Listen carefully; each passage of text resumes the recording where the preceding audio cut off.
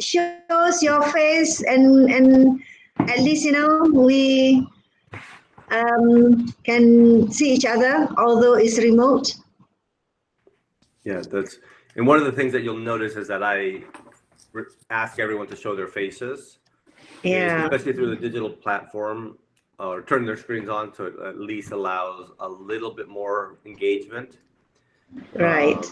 It becomes a little more difficult when there's multiple screens, but at least we can get 25 people on the screen, so you can see each other, see each other's reactions. So a lot of learning is, especially this problem-based approach, is meeting students where they are. And you need to read and try to get a sense of what they're understanding, what they don't understand, and then engage them at that level versus the typical approach or the traditional approach of the sage on the stage. In other words, everybody has their cameras off and mine is the big picture in the middle, and that's all you hear is just listen to me talk. And with a problem-based class, the idea is that you're really trying to get the cohort, in other words, the 21 of students, in this case, you, to learn in 3 different ways. You learn from each other, you learn by doing, and you learn by working together. And so we're going to sort of introduce entrepreneurship, and then we're going to introduce well, I guess a theoretical construct of how entrepreneurship functions. And then we're going to unpack the problem-based classroom. And Lisa's going to demonstrate and look at unpack how entrepreneurs learn to be entrepreneurs. And so Lisa's a co-author on a couple of my papers and works in the DYME Institute with us developing programming for professors. Also, I had the wrong time, so my GA is also going to come on. Not who's now. Where's who's now? Where are you? There he is. Okay, there's my Malaysian graduate assistant. I also have my Harvard graduate assistant coming on, but I gave her the wrong time, so she'll be on shortly. The format is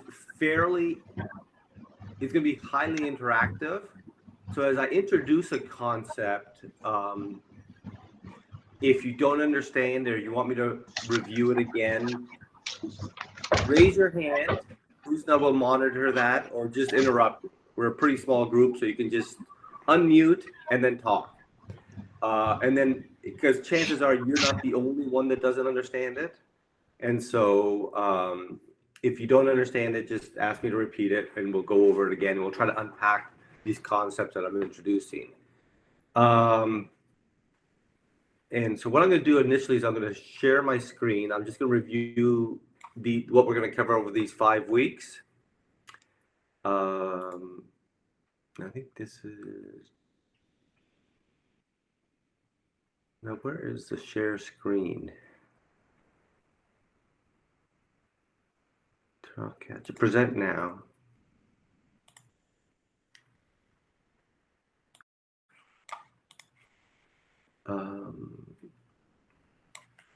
Sorry about that. How do I present if I don't want to present my entire screen, but just well, I'll just do it this way. You've got to go to present now on the right side of your screen. Okay, yeah. Yeah, we got it. Okay, so perfect. So this is sort of, we've had to make, Professor Nick and I have had to make some modifications to the agenda. But fear not, we're going to cover all the same material. We're just having to change the sequencing a little bit. And so what we're going to do over the course of the next 5 weeks is cover these elements. So today we're going to introduce the DYME model. Next week, we're going to review the students' presentations from Harvard. Those 2 things I've shared on the Google Share Drive. And so you're going to watch those presentations.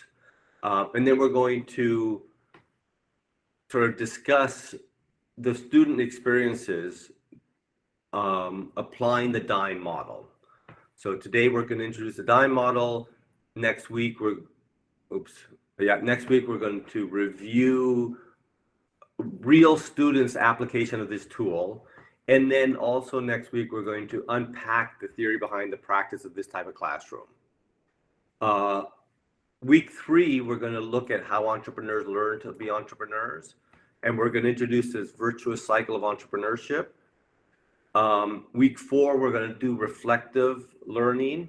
So how to incorporate reflection into entrepreneurial learning. And then week 5, we're going to do how to, which is August 12th.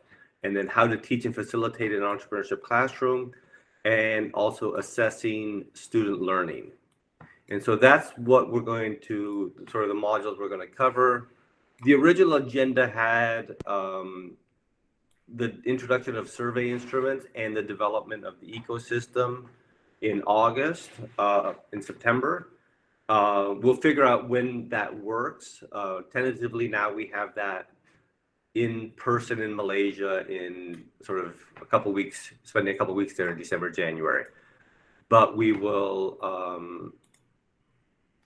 we'll figure out the best sequence to introduce the theoretical construct. So because part of what we want to do is develop not only an effective curriculum, and then the second part is develop an effective ecosystem, and then also develop a research agenda that I think the goal is that every one of us, there's 21 of us, we all get at least one paper published in the next 24 months.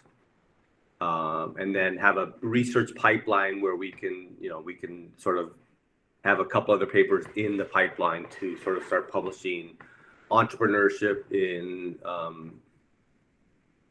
is it correct to call it Southeast Asia, or is this Oceania? I always think it's Malaysia, Southeast Asia, but it might be more Oceania. How do you guys describe the region of the world?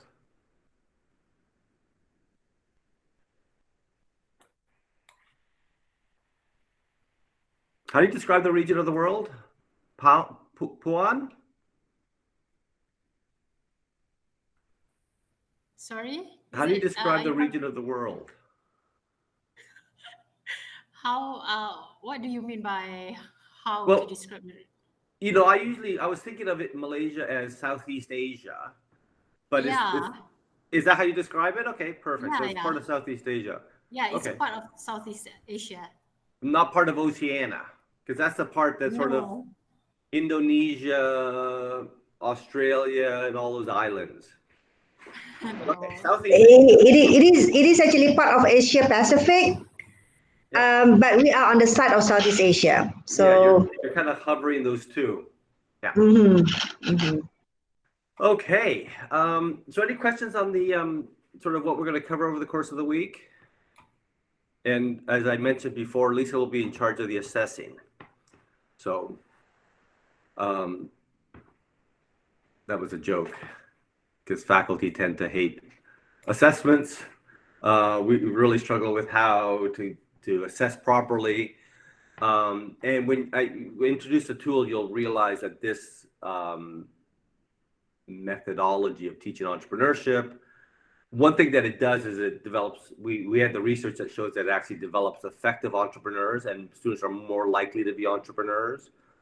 The counter, or the negative side of it, that is that the assessment, because the methodology is so different than traditional teaching, that it creates a lot of ambiguity for professors as you're trying to figure out how you're going to measure student learning. So it's easy enough to look at a business plan and say, okay, you've covered the 12 different components of a business plan, and the pro forma financial statements balance. I'm not going to say make sense, balance, and therefore you get a good grade. This one's going to be slightly different. And so I'm going to start by, I'm going to turn this one off. I'm going to now introduce the model. Present now, share your screen.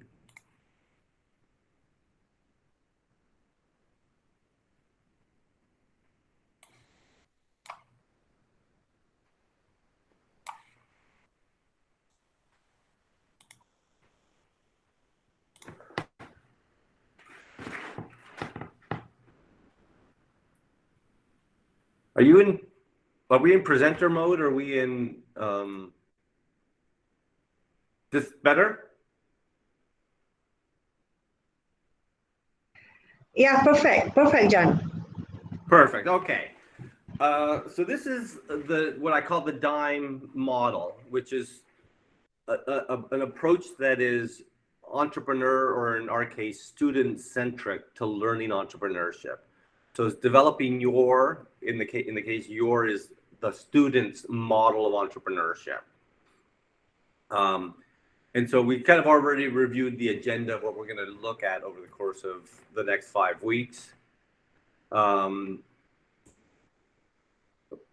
so initially, when you're thinking about how to differentiate, that management is ready, aim, and aim some more. And what we tend to think of is the phrase called paralysis of analysis. A lot of times what happens when entrepreneurship is taught through a management lens is that perfect becomes the enemy of done. And it's really difficult to get it perfect to the level that you feel comfortable. And so oftentimes management has students develop idealized or ideal business plans or business models. And sort of the concept is you focus on what ought to be done in an ideal world versus what you can do or what actually is done. And so typically when entrepreneurship is taught through a management lens, there's a lot less entrepreneurial activity. And in 2 weeks, I'll show you the research behind it.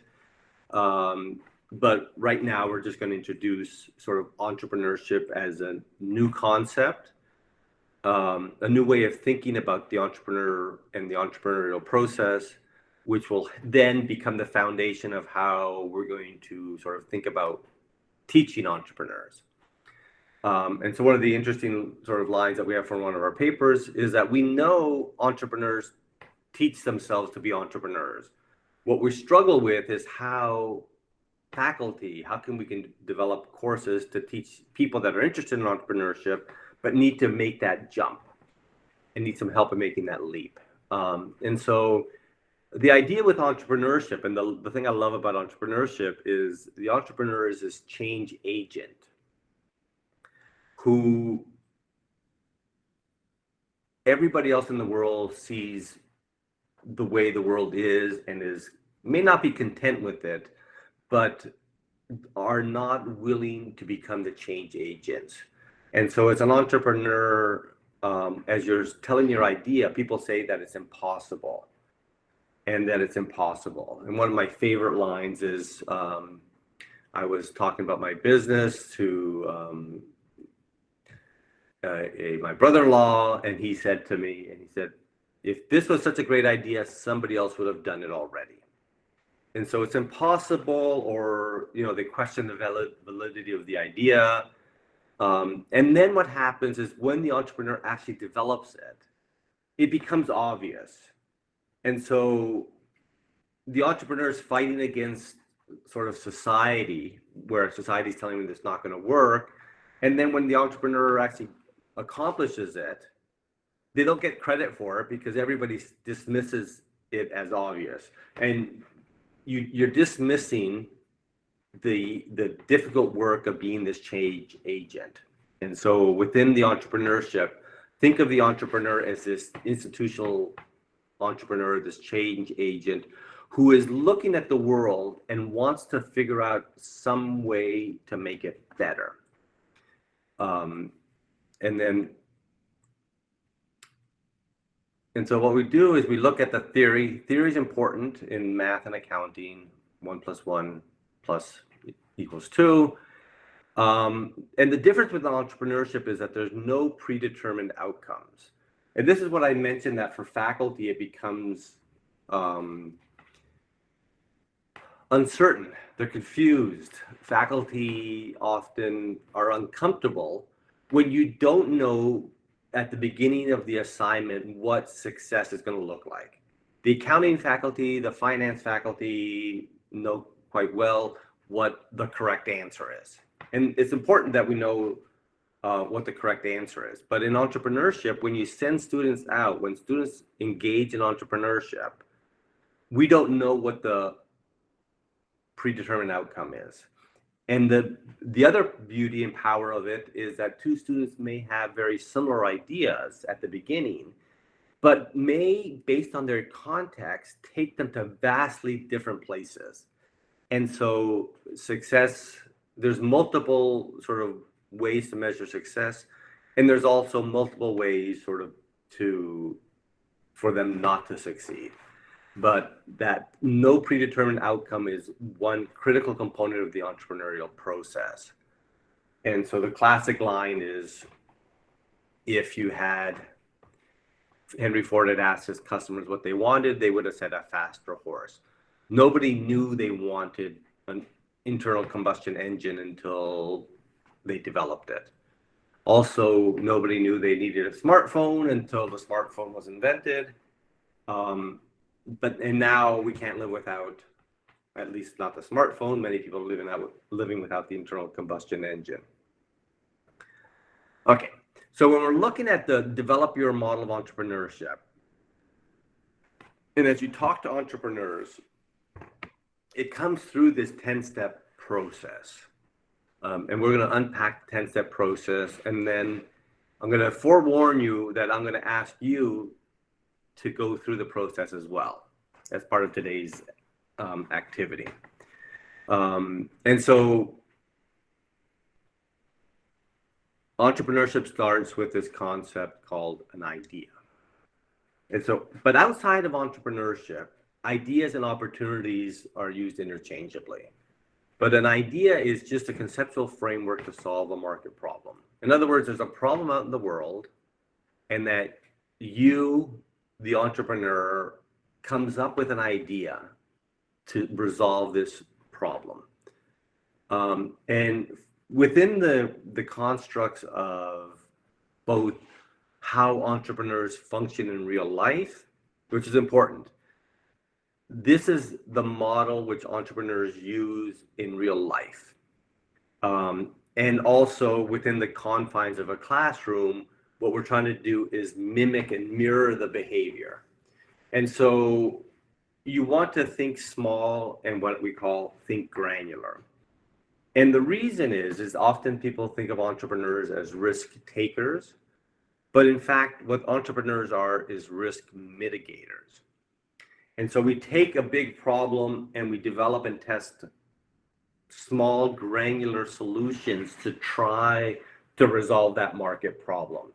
And slowly, if what we develop and test doesn't work, we pivot and iterate to something else to modify the solution. But what we don't do is, there's a joke: if you give an entrepreneur $1 million, they'll spend $1 million. So you might as well give them $100 and let them blow the $100. And so the idea is you want to think small. And when I use the term granular. And so when I use the word granular, this is what I mean. And this is sort of how you want to envision the granularity of the activity. So at the macroeconomic level is entrepreneurship education in Malaysia. There's multiple universities, there's programming, there's government funding, there's private sector. All of that is entrepreneurship education in Malaysia. There's informal, so there people are teaching themselves. There's incidental, where people are just discovering things as they're developing. And then there's also the formal educational programming. At the meso and industry, there's a network of universities that are developing entrepreneurial programming. At the micro and organizational level, there's your university who's developing programming. At the department or team level, the Entrepreneurship Institute might be developing entrepreneurship courses, might be developing incubators. An incubator might be developing co-curricular activity. And those are sort of at the departmental or team level. They're smaller incidents of sort of this entrepreneurship education. And when we're talking about the granular, so you're diving even deeper.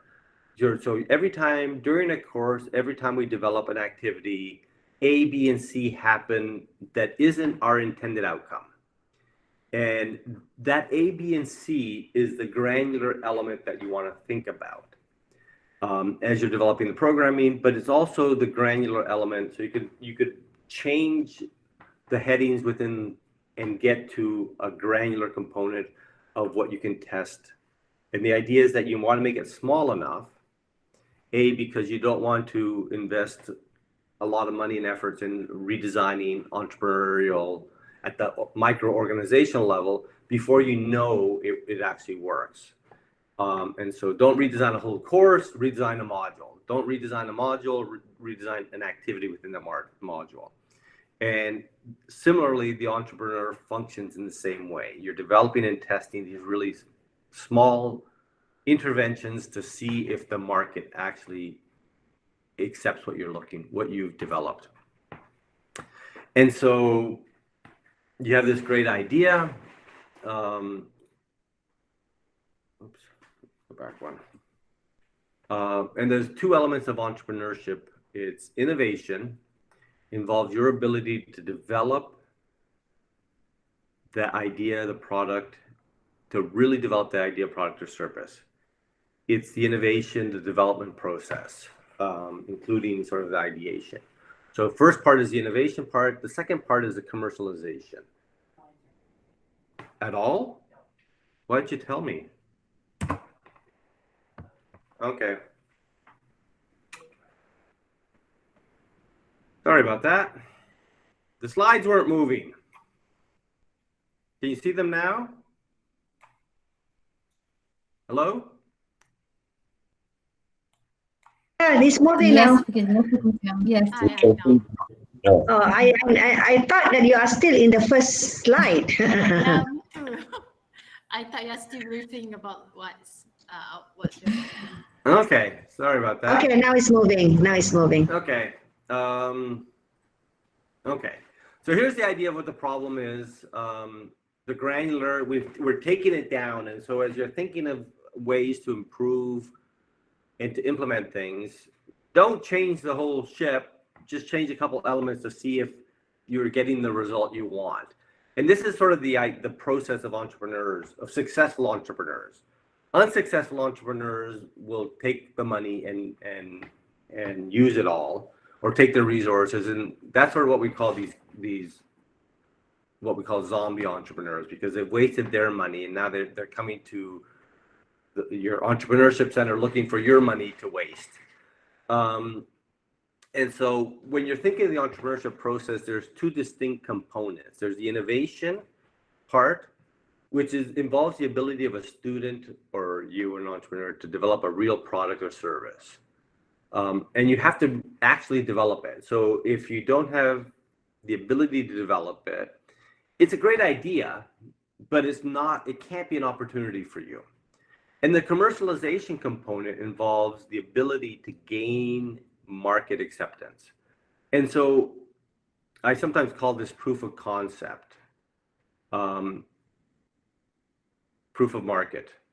And so what you're looking for is determining if there's a acceptance for your innovations. In the research, it's called diffusion of innovation. And it functions equally well if it's a non-for-profit or an organization that isn't necessarily selling a service or a product. But if you get people to show up, and then the next week you do it, you get more people to show up. You're getting commercialization in the sense that people are spending their time and effort to participate in what you're doing. And so idea and opportunity aren't interchangeable. An idea needs to have the innovation component, the proof of concept, and it has to have this proof of market. Somebody and an ever-increasing number of people need to be using that product or service, or if you're selling it, you need to be able to actually sell it to real customers. And those are the two concepts that comprise, when they entrepreneurship, which differentiates these great ideas lots of people have into sort of this entrepreneurial opportunity. And as we're looking at sources of innovation, there's technological changes, and there's also social changes, economic changes, and political changes that facilitate sort of create spaces for the entrepreneur to reimagine the configuration of the status quo. And so political it also involves sort of the government. Nick and I were talking about the government has an agenda to develop incubator spaces. So there's a political change that is creating sort of legislative and has government resources behind this agenda. But political changes might also be at the university level. If a new chancellor comes in and says, we want to focus on entrepreneurship, it might not have the legal component to the mandate, but it has the organizational interest and mandates at the organizational level.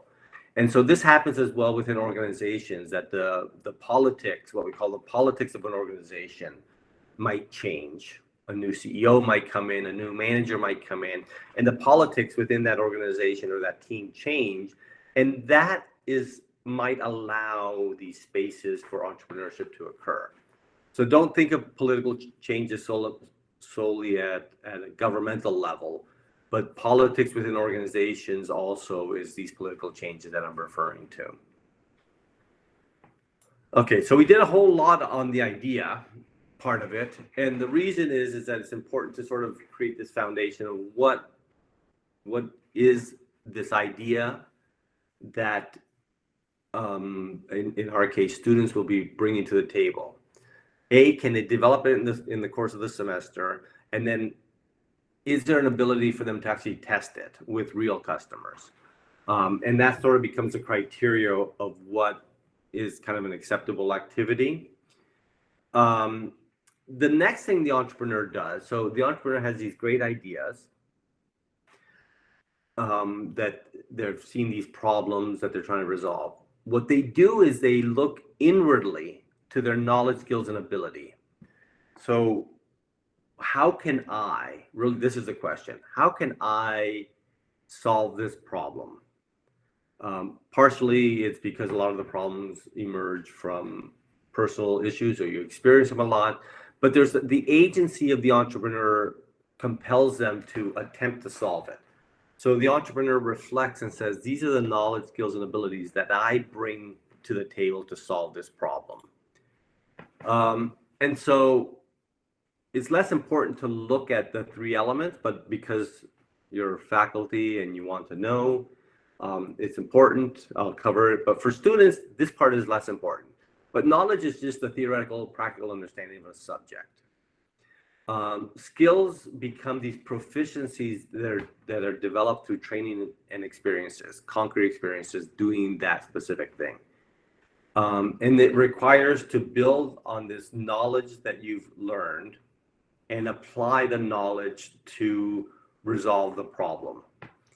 And so skills are learned, and we can develop our skills through training and knowledge transfer. Ability is the quality of being able to do something that adds some unique value. And so there's a fine line between skills and abilities, but an ability, think of an ability as masters, people that are masters within a field. They have this ability to organize and prioritize in a unique way to create value because they've done it for a long time. And that's sort of what the entrepreneur does. They have knowledge of this practical understanding. They have skills. They've been working in this area. And then there's certain elements that they are able to reorganize and prioritize in a unique way to create a new value. For most entrepreneurs, there's gaps. They can't do it all themselves. And so the process is that you look at your personal and professional networks and find ways to exploit that network.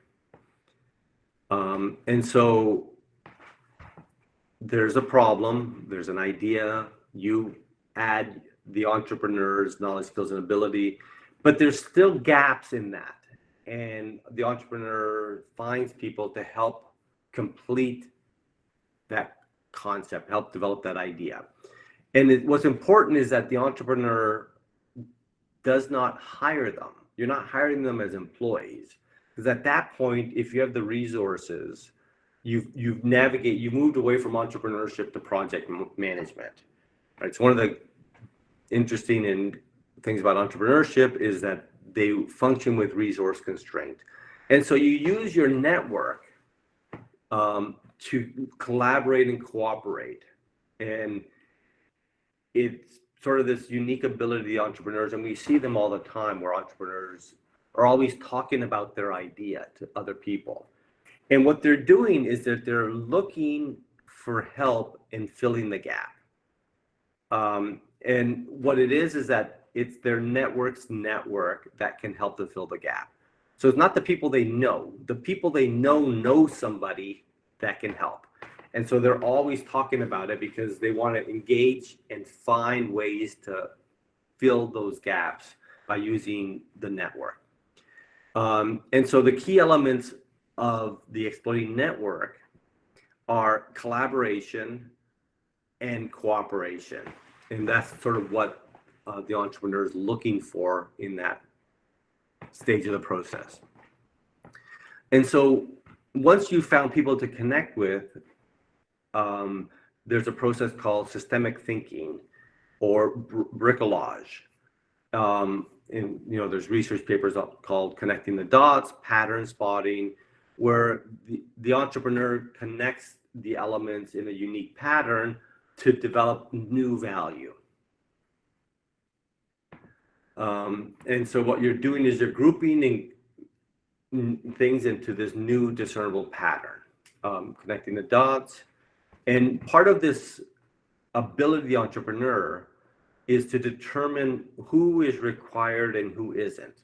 So one of the things that often happens, and you'll see this with your students, is that they have this idea and a week later they come in again, and now the idea has morphed into the core is still there, but they've bolted on 4 or 5 things because other people want to participate, but they're not the right person, but they're bolting on their elements.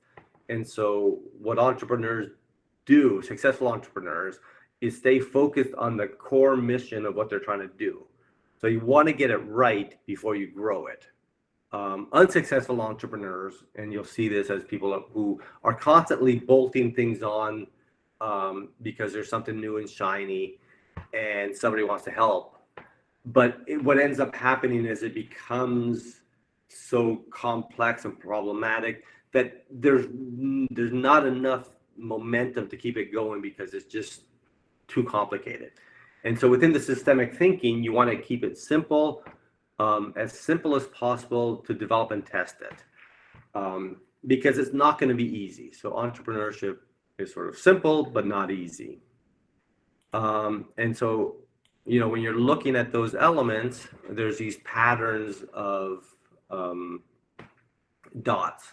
So I want you to all think about potential ways to connect those dots. I'll give you a second. Different ways to connect those dots.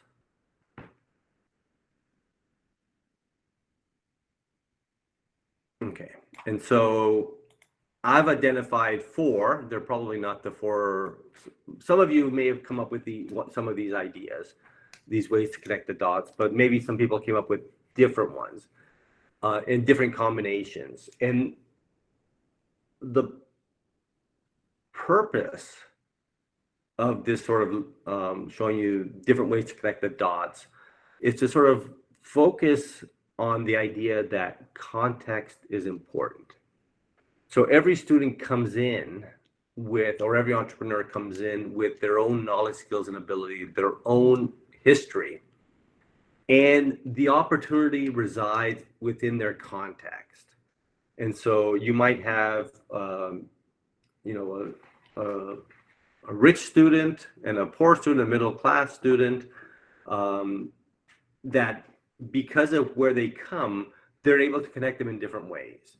You might have an engineering student and you might have a sociology student, and the way they see the patterns are completely different based on the education that they've had.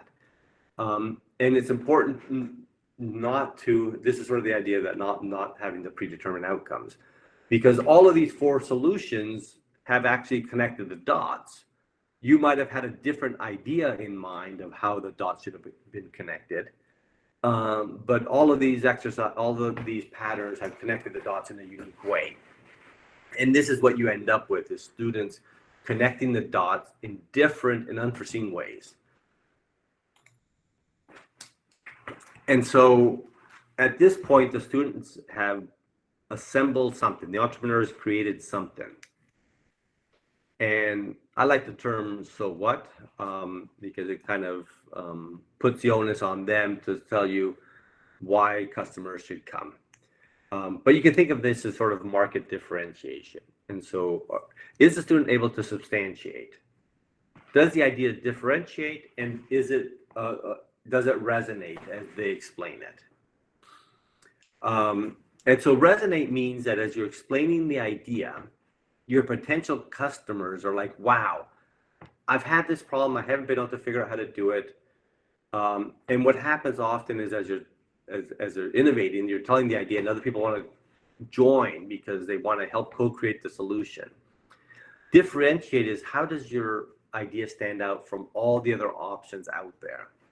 So you have to do it differently, and the difference has to be significant enough based on the adoption costs for them to switch, because we're already socialized into using a specific solution. And so is it different enough for them to adopt it and better? And so often students default to, I'm going to be the low cost provider, and let them. And then over time, you look for ways to be the better provider. And substantiate really looks at, can you support, validate, authenticate, confirm that you can deliver what you're actually promising. And so within the market, the market differentiation, you end up doing a lot of these elevator pitch competitions. And what I have is, can you explain your idea in 30 seconds? If you can't explain it in 30 seconds, there's already a problem. I have students who will come into my office, or even entrepreneurs who will come into my office, and 45 minutes later, I still have no idea what they're trying to do. And what happens is, once you really have a clear understanding of what you're doing, through sort of these concrete experiences, in other words, instead of building a complex business plan, actually develop and test the idea with real customers, and then you have this ability to explain it very quickly. And the key elements is, have you created functionality? And by functionality, I mean, does the solution that you developed actually solve the problem? And many of us that teach entrepreneurship will attest to the fact that often students come in with this solution that actually doesn't solve the problem, and they spend 45 minutes explaining it. The versatility is that looks at everybody's slightly different, and can they take your solution and apply it to their unique context. Slightly different, but everybody is slightly different. So there's some versatility. And the usability part looks at, will they actually use it? So sometimes it actually solves a problem, but if it's a problem that costs a lot of time and effort to adopt, or costs a lot of money to buy, and so I'll give the example. If it's a solution that you develop that costs $1,000 in time and effort, but it's only causing them $1 in problems, they're not going to adopt it. It is functional, it's versatile, but no one's really going to adopt it. So you need to align sort of the adoption hurdle, both the cost to adopt it, but also the time and effort to adopt it, that aligns with the pain point the student is suffering. And so these are the 5 steps of the innovation process. You have this idea, you look inwardly to your knowledge, skills, and ability, you use the network to fill in the gaps, you use systemic thinking and bricolage to connect the dots, and then you sort of position your product within the market. And I show this picture because this is my very first time I actually sold product when I was an undergraduate. And I had this great idea. Well, it was an idea. And what often happens is you get it built and it's a lot less than you expected. And I show this image just to sort of show you how bad my initial attempts at entrepreneurship were. But the point is, this is the best I could do at that point in time. And so what the entrepreneur does is that takes the best they can do at that point in time and take it to the market. I never wait, and entrepreneurs don't wait for perfect because it'll never be perfect. So I'm going to pause for a second as we're, and then I'm going to pause for a second, then we're going to go to the second part of it. Oh, hello, Mame. There's Mame. She's my GA for my Harvard course. Want to introduce yourself, Mame?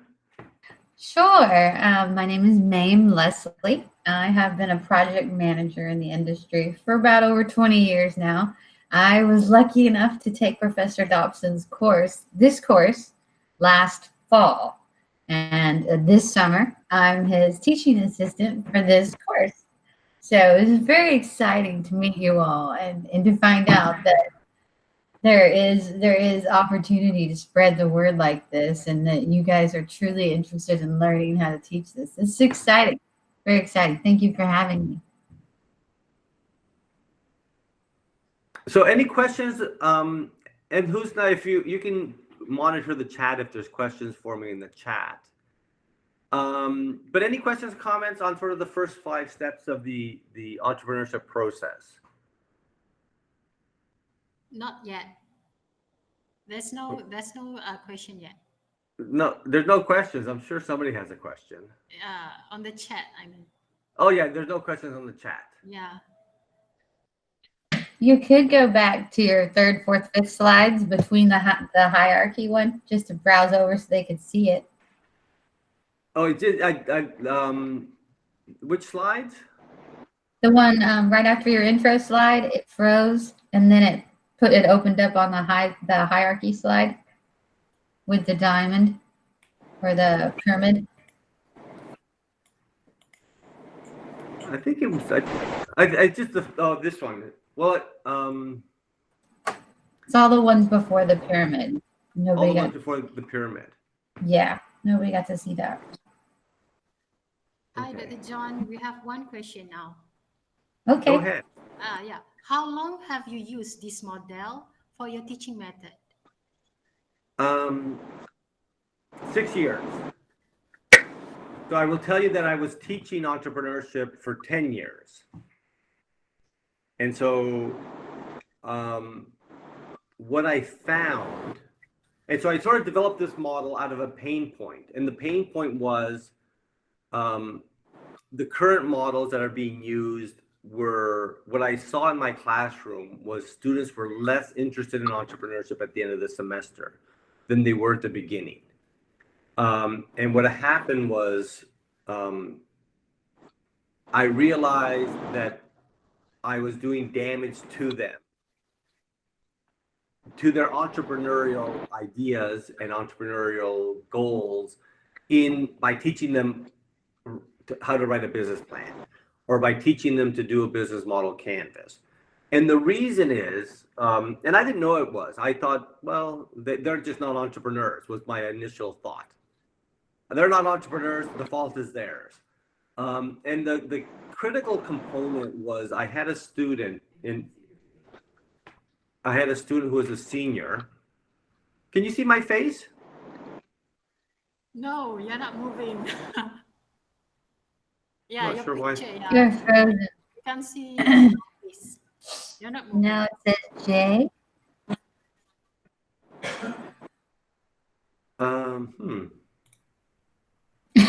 We can see the J moving. Can the J move? The J, like it amplifies when you move. We can't see you anymore, John. We can just see your initial. There we go. Hi, Okay. Okay. My external camera froze. Okay. And so initially I was like, my thought was, well, you can't teach entrepreneurship. It's not me. It's not me. It's the student's fault. And the critical incident was I had kind of a student who was a senior. She wanted to do, her major was communication, and she really wanted to start her own business. And we wrote the business plan. We went through the business model canvas. She'd won in previous activities. She had won competitions for pitch competitions. She'd been invited to incubator spaces. And I had her as a senior. And I was like, wow, this student is really motivated and really interested in entrepreneurship. And I was like, I need to get her, because I looked at the business plan and I was like, that doesn't quite make any sense. And I'll tell you what it was that didn't make sense. Her business plan that she had won money, but also she'd got a good grade, and she'd also sort of won these competitions, showed that her first year of business, she was going to make $100,000 profit. And it showed her second year of business, she was going to make $200,000 profit. And her third year of business, she was going to make $300,000 profit. And her fourth year is $450,000 or $500,000 profit.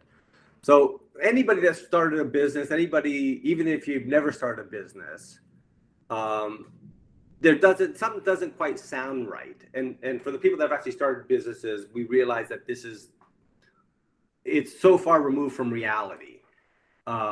A, that she was going to make $100,000, and B, that it was so linear. And what happened was I was trying to help her bridge I'm a senior and this is what I want to do, by trying to get her out of the classroom. And every time I pushed, she resisted. And so I actually was really invested in her. And so I actually went out and found a customer that was interested in the product that she was trying to sell. And she was doing social media marketing for small business owners, what we call Main Street entrepreneurs. And I thought it was 8 years ago was a pretty novel idea. Lots of businesses didn't have digital presence, and she was going to do it for them. And within the business model canvas, she had, I just told you the financial part of it, but she had a brick and mortar store in Pittsburgh, and her customers were everybody in America. And I said, well, everyone in America isn't your customer. And it became yes, they are. And I was like, no, they're not. And then we were fighting each other because she thought I was attacking her idea. And I was trying to give her sort of a better perspective, not to try to think that everyone in the country is your customer, but specific people. So I actually found a real company that was willing to pay the student to develop a social media marketing. It was an ideal customer. They'd been in business for 15 years. It was their 15th anniversary and had never done anything. I still couldn't get her out of the classroom. And I realized that the more I pushed her to get out of the classroom, the more she resisted and the less, it was my fault. Years later, she still had never started her business. And I realized that there's the way we're teaching entrepreneurship and the way we're assessing entrepreneurship doesn't reflect how entrepreneurship actually happens. And so I spent a lot of time, so it went from being their fault to I realized I was doing harm in teaching entrepreneurship. And so then I went back and started looking at the literature and then started looking at my journey of entrepreneurship. And then my experience teaching entrepreneurship. So you have a Venn diagram with these three elements: my experience as an entrepreneur, what the research says, and then my experience teaching. And then I realized that writing these business plans creates barriers between the entrepreneur student and their idea and action, real action. And this is critically sort of important, more important now with millennials or today's students, since some of them, is that they have fewer concrete experiences. So you end up with, we need to create concrete experiences so that they build resilience, build the ability to navigate ambiguity, learn how to sort of develop and test ideas, and get some successes and failures along the way. Because the more they stay in this hypothetical realm, the less likely they are to ever test it, because it becomes too scary and it becomes too big and too complex. And yeah, so that's how I developed it. And then what happened was I was noticing my students were much more interested in entrepreneurship. So at the end of this semester, in the old model, a student would have a business plan that had them making a few $100,000, and you'll ask the student, when are you going to start? And they'll say, no, I think I need 3 to 5 years experience. I need to go do something else. And then, and now what's happening is students continue their businesses. Maine will attest that students often quit their jobs and start their businesses. And so what I realized is that this methodology was actually changing entrepreneurial intention in students. And so this is why I researched it. I was like, okay, let me see, I'm going to measure what we're doing. And I'll share in the Google Share Drive a couple articles that we've published on the differing results. And I'll tell you that it's all based on research. It's just that research isn't applied to the teaching of entrepreneurship. And we can get into that a little bit later when we're looking at sort of the theory behind the practice, which is next week. Was there another question? Yes. Hi, John. John? Yes. Hi, John. Yeah, I have a question here. I'm just wondering, your model is really good, but I'm just wondering why you did not add a mindset. Is there any reason you didn't add entrepreneurial mindset?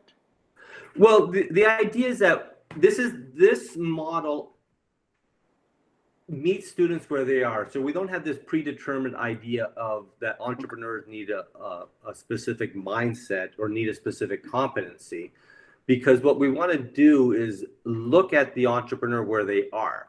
And so one of the activities that you're going to do later today is you're going to come up with an idea of what you would actually implement. All right. And so in that idea phase, the problem idea phase, what you're developing is this growth mindset versus a fixed mindset.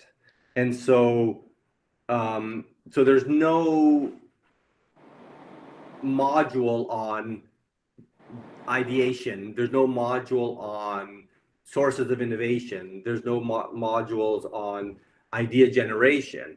What instead you ask the student is to come up with a concrete idea that you're going to develop.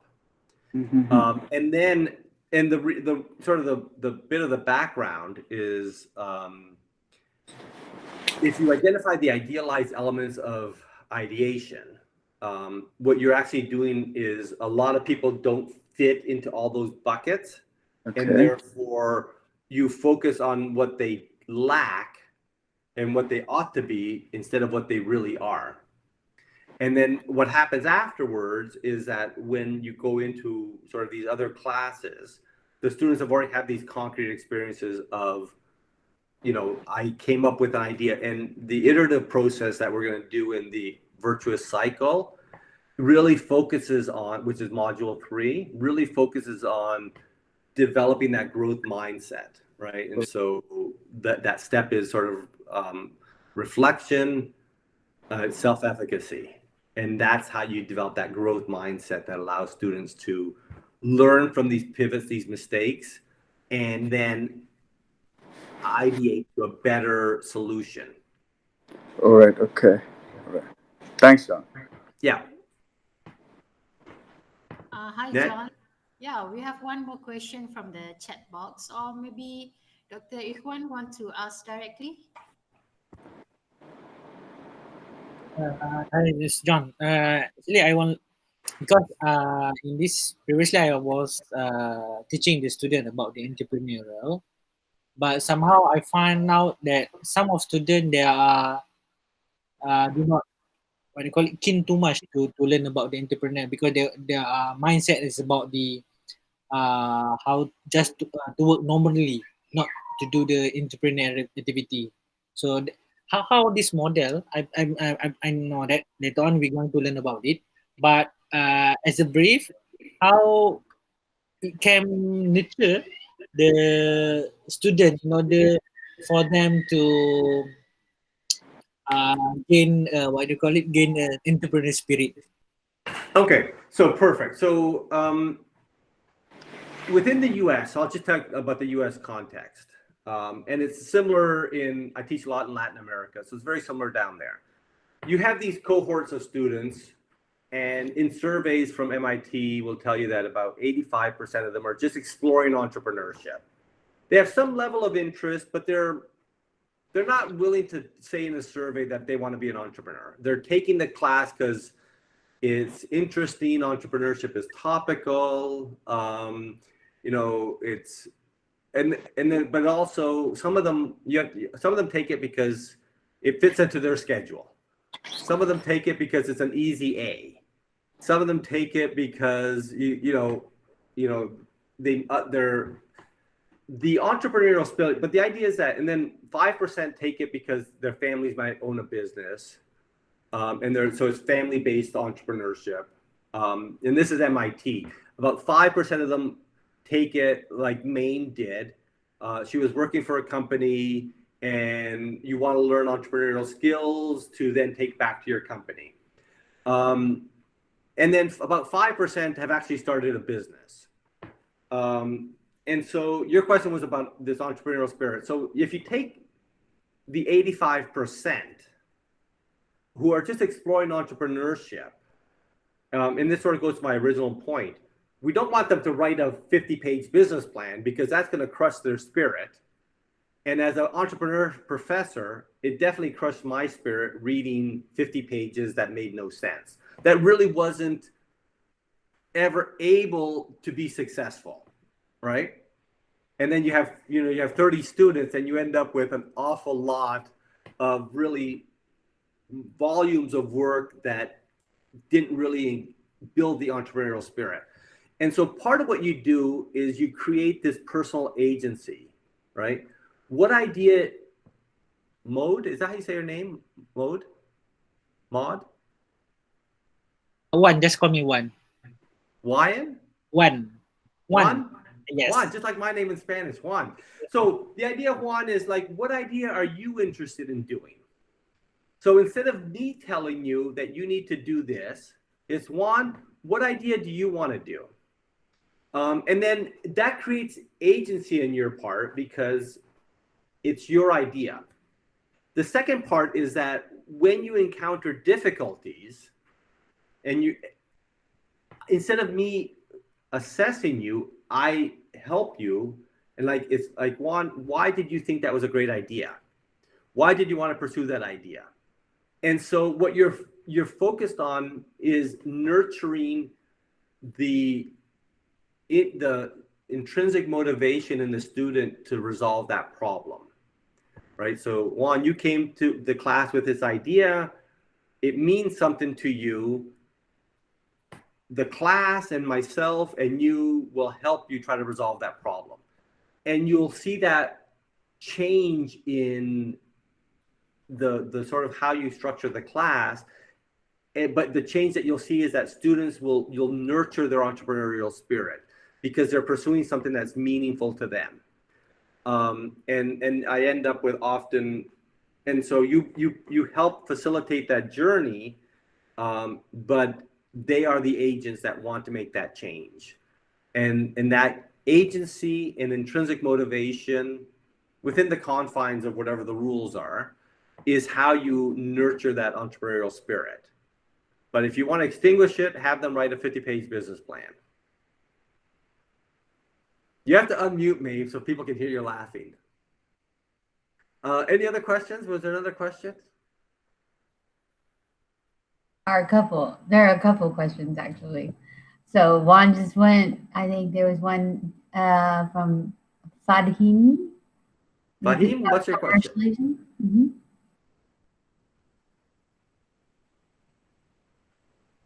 Kwan Fahim, is he on mute? Or she?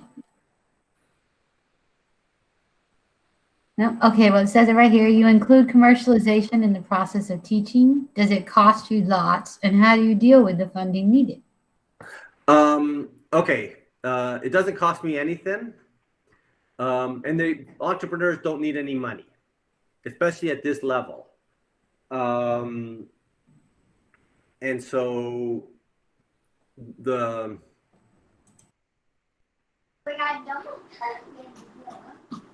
Han?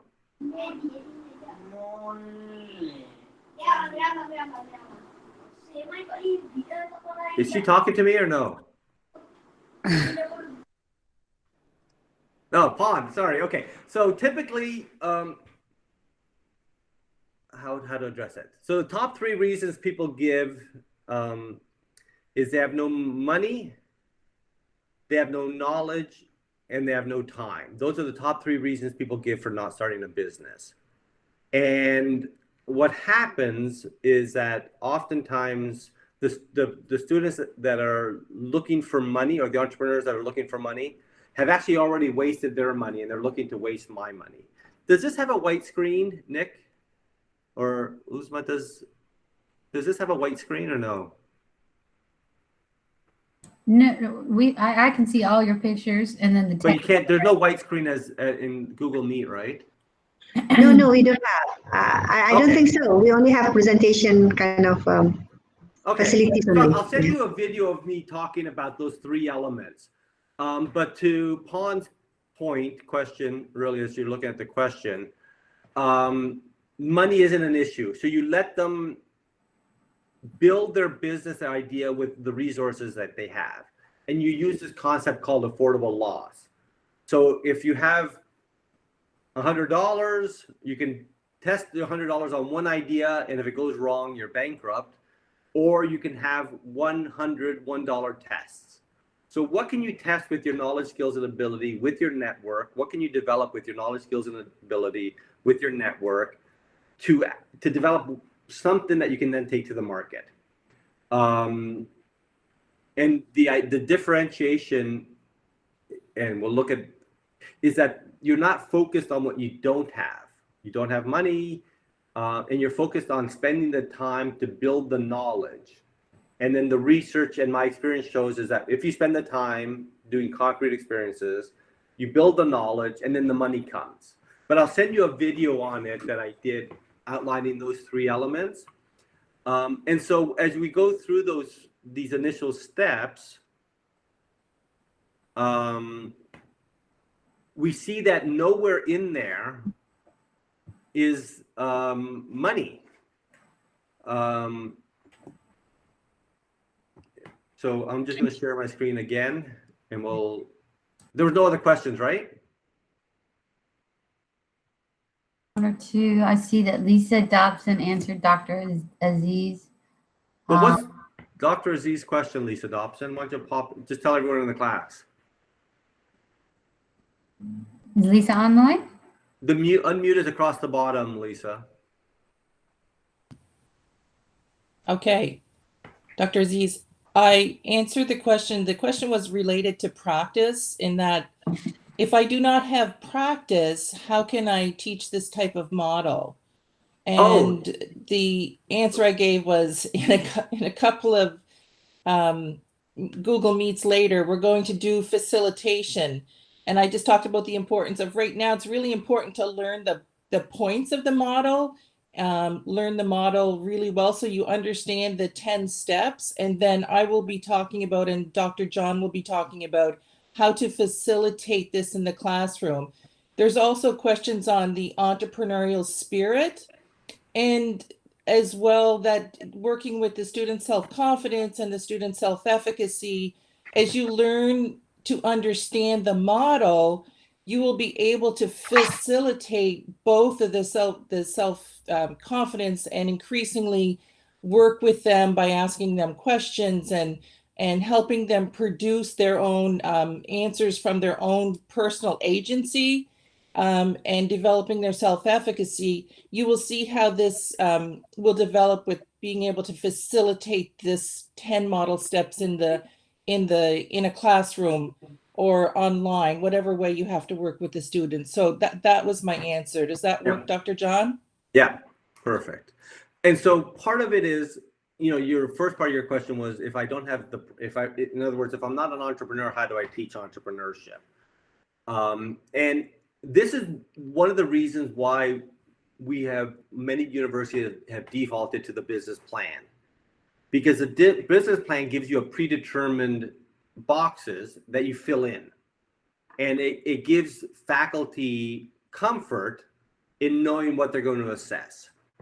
And I have a professor, I'm not recommending that you do this, but I've had a professor. And so the bottom line is, you don't need to have practiced entrepreneurship, because if you look at these first 5 steps, and if you're asking them to come up with an idea, and then you're asking them what are your knowledge, skills, and ability to develop that idea, and you're helping them figure out the network that they need to develop the idea, and you're helping them reflect on the uniqueness of their product, and then all those 5 steps, you don't need to have been an entrepreneur to do it, right? You have a personal experience, you have an understanding of the market. It's incomplete, but it's always incomplete for everybody. If a student comes into your classroom and says, I have an idea for X, you have enough of a sense about it, and they can explain it, that allows you to navigate them through that process. Now, I'm not necessarily recommending it, but I had a faculty who had never started a business. The first time they used this model is that they actually started a little micro business as well, and they went on the journey with the students. And the model I use is I give everybody $1, just an insignificant, a token amount. And the idea is that if they lose $1, so what? It was my investment, so it's not a big investment, but the idea is it gives them a little bit. And so that's how another professor did it. And I don't think Lisa, I don't think you need to start a business to teach entrepreneurship. So Lisa agrees with me. Maim, do you agree? Do you want to? I think Lisa handled it wonderfully. Lisa, are you there? Are you in Cambridge? Yes, she's in Cambridge. Okay. Oh. I was wondering. I hadn't met her yet, but she went right down to the next question and handled it beautifully. Yes. Oh, was there another question, or are we set? Yes, she handled it. It was all about the spirit, the entrepreneurial spirits among students. Okay. Mm-hmm. Okay. So thank you. Make this as big as possible. Okay. So within this element, we've talked about, when you're thinking about what they're doing here, they're spending time.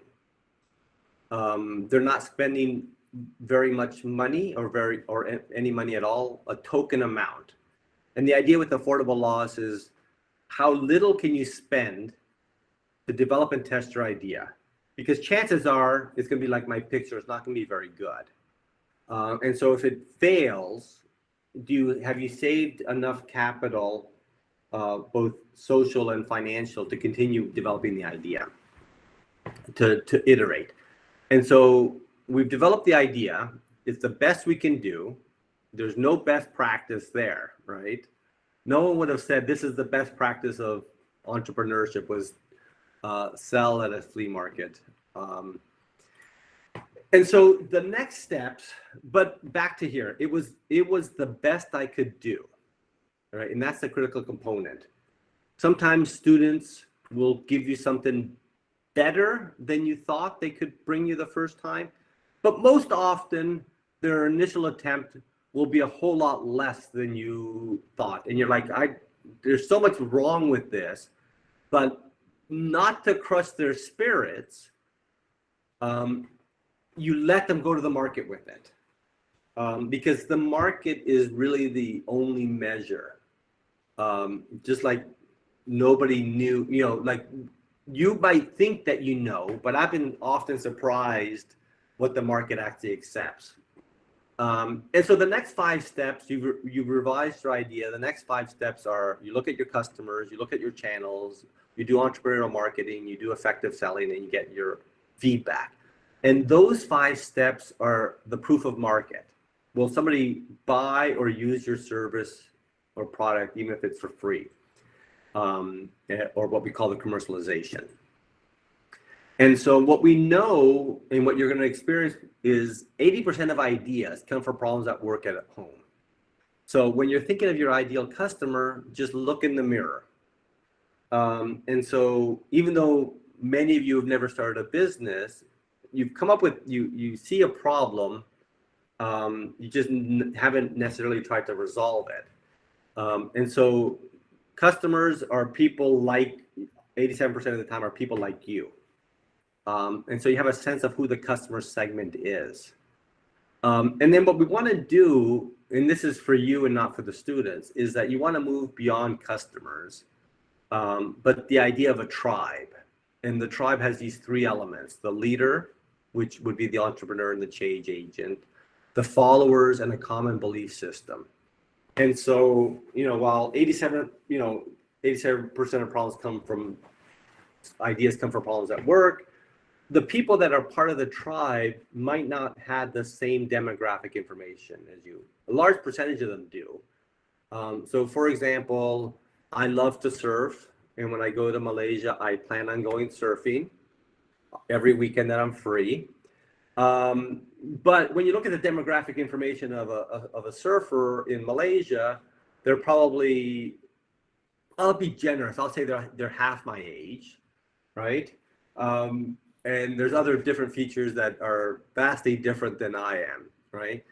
But we have a very similar psychographic profile in what we look at this belief system and what they believe, but more importantly, how what they believe structures what they do.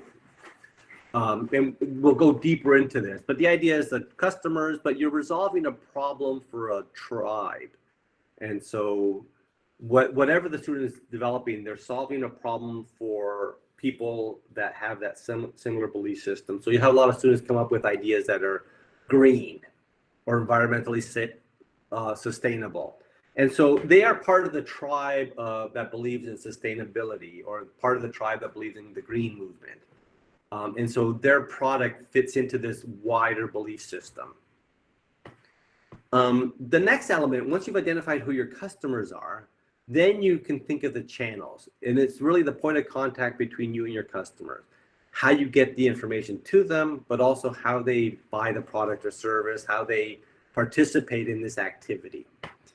And so clear understanding who your customer is. And the customers might change. So the customer segmentation, they might have similar belief systems, but there might be variations that you develop a deeper understanding as you go through the model.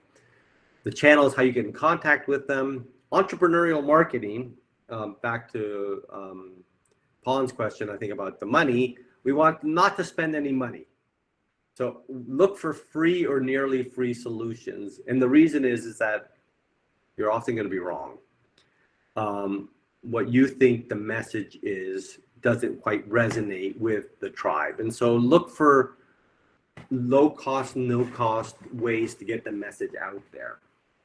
And so when you're looking at marketing, especially the entrepreneurial marketing, There's no universal solution applicable to all. In other words, you can't introduce the idea of best practices. And we were discussing last night in our Harvard class, based on who the demographic is, different platforms have a better cohort within that psychographic characteristic. And so Kim from MIT, we want to help students develop and test flexible ways of trying to reach the customer. So don't do these small tests to see if it resonates and then build it up. And so low cost, no cost solutions can be an email, a phone call, let's grab a cup of coffee, or ways to do this low cost, no cost marketing. And then what happens is that there's this effective selling component, which is the 3 Fs. And so, sorry, 3 Fs. And so the beauty of, I missed the slide here. The 3 Fs are family, friends, and fools. And so your mother is always going to buy your product. She loves you, and no matter how bad it is, she's going to buy your product. Your friends and colleagues, coworkers might buy the first time. The second time, because they're your friends, they're using kind of social capital. The second time, they might avoid you a little bit. The third time that you try to sell to them, they're going to run away and hide. And then the third F is these fools. And I'm gonna leave the fool for a second, and I'll get to it. I'll double back to the fool because they're really the most important customers that you have. And so within the effective selling, and what you're doing, Juan, when you're talking about if I don't have entrepreneurial experience, you don't need to have an entrepreneurial experience to help them develop entrepreneurial marketing techniques. And so what we use is the science of persuasion. And the beauty about why people buy is that you don't have to sell to them. They convince themselves to buy your product or service. And so typically, these are the 6 internal decision-making factors that we use to make a decision. And what these are shortcuts in our decision-making process, because there's too many decisions, so we need to take shortcuts to help us come up with the Pareto optimal solution. So the first one is reciprocity or social norms. You see this happening all the time in supermarkets, where what they'll do is they'll give you a free sample of something.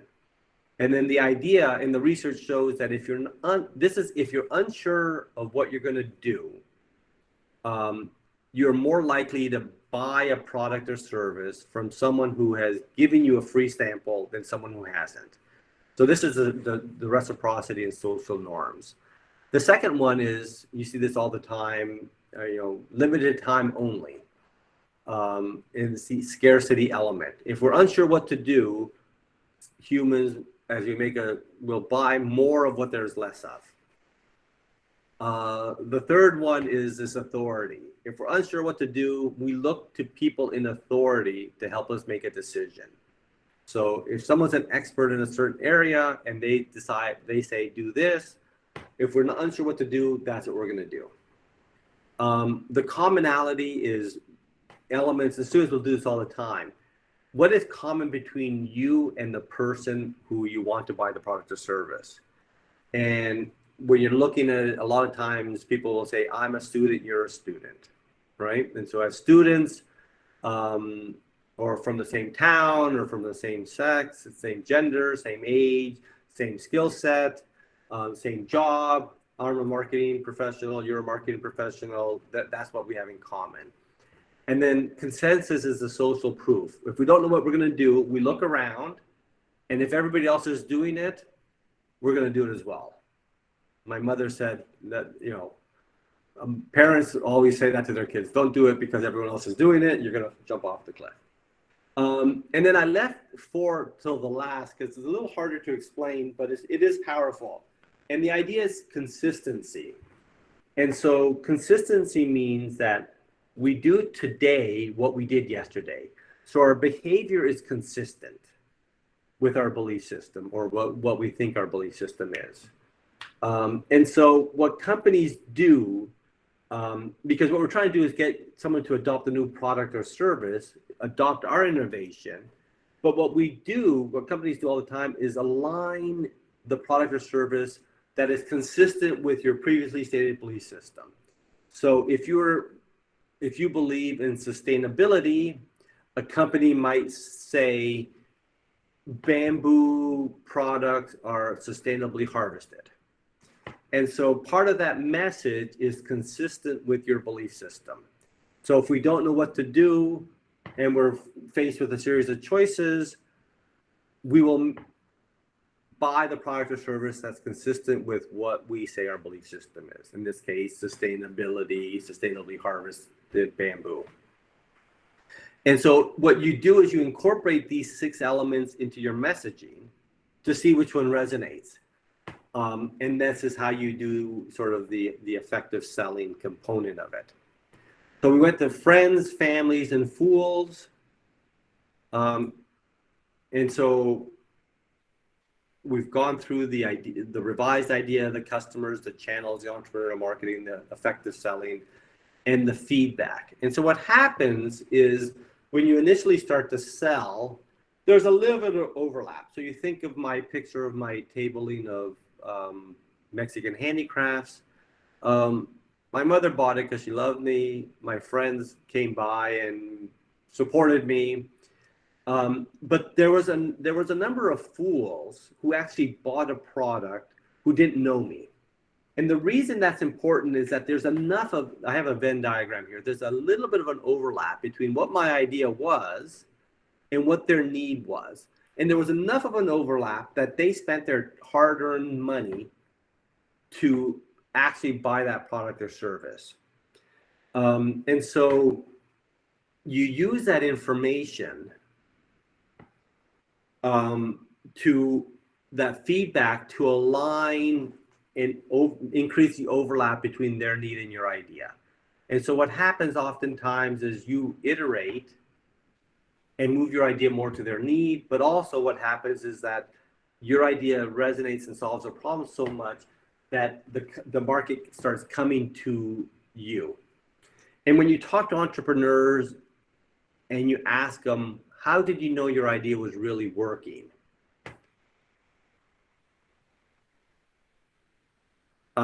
And they will always tell you the same thing. I knew it was really going to work when people I didn't know came to me and wanted to buy my product or service. And what that's telling you is that people you don't know, and family and friends, but also people you don't know, like your solution so much that it's resolving their problem, that they're telling other people, they become your free marketing. And they're using their social capital. So don't underestimate the power of this. They're using their personal relationship with other members of this tribe to say, this idea, this solution really solves a problem. And at that point, you realize it's really working, where people you don't know, never heard of, come to you and start looking for the product or solution. And so as you take all the successful entrepreneur takes all of this information and revises the idea again. And slowly over time, you start getting this iterative process as you're going through those 10 steps. You revise your idea, you go back to your networks, you reconnect the dots, and then you take it to the market again. And that becomes sort of the integration of the innovation commercialization through this 10-step process. And again, nowhere in there is there money. What you're looking for is for them to spend time. There's no substitute for time.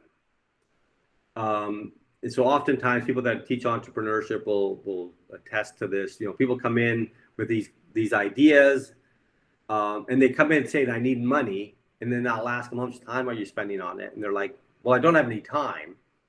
I want you to find someone to do the work. The idea that the concept is that they think the idea is valuable. and ignore the work. I call that entrepreneurship by abdication. They think the idea means something, but it's really the agency to develop the idea, which is really what the compelling is. You want to give them concrete experiences to build the knowledge. Yes, Miss Lisa has a question or comment. You need to unmute. There we go. I just wanted to add in here, take a time out to add in that this concept of time that John is talking about, as a professor or researcher of entrepreneurship, it's very important for you to realize this concept. I know it comes in at the very end. He brings it up at the very end of the DYME model. But as a professor, whether you have a classroom or whether you're teaching online, doesn't matter the component. What really matters is that the research tells us, Demov does a lot of study on time, and he wants to, what in his research, he lets us know that it's an entrepreneurial journey. Okay, so the word journey tells us right there that it takes time. So to think that we can get everything done in a classroom is not the right mindset. And it's not the right mindset to tell our students. So this concept of time is really important to know, that you have to weave in that whole concept of time, and it's a journey, and all these components take place at the appropriate time and as the agency of the student and the individuality of the student and their own, it's their individual journey, their individual time, their individual journey. And you are the facilitator of that. And we'll talk more about that later.